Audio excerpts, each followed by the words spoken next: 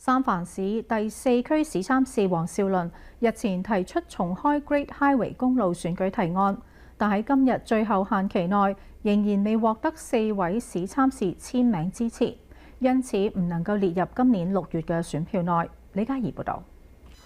市參事黃少麟發起嘅重開 Great Highway 選票提案，計劃星期一至星期五重開 Great Highway 公路，供車輛通行，並喺週末保持關閉，用於休閒娛樂。法律規定要將一項提案放到今年6月嘅選票上，交由選民表決，需要至少4名市參事聯署。黃少麟辦公室下晝1點表示，提案已獲得市參事陳思敏簽名。加上黃少麟，一共有2名市參事聯署，但截至今日下晝5點，最後提交期限，黃少麟未能成功收集所需簽名，因此重開 Great Highway 公路提案將唔會列入今年6月嘅選票。